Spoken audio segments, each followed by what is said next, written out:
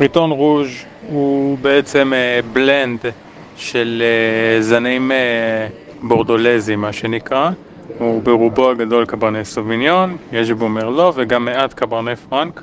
בעיקרון כל סדרת ריטון, ובוודאי שהריטון רוז' הם מחווה שלנו, הם הומאז' אפשר להגיד, של העינן לעינות בורדו, עם קריצה קטנה אפילו גם לכיוון נאפה. בסך הכל מדובר בעינות שהם מאוד אהובים גם על ידי העינן, גם בכלל ביקב המפורה וכמובן שבשוק.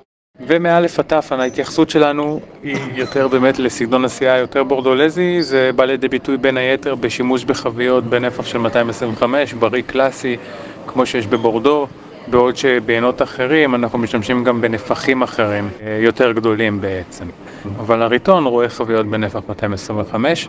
בכלל הקומפוננטים הבורדולזיים רואים את החביות האלו.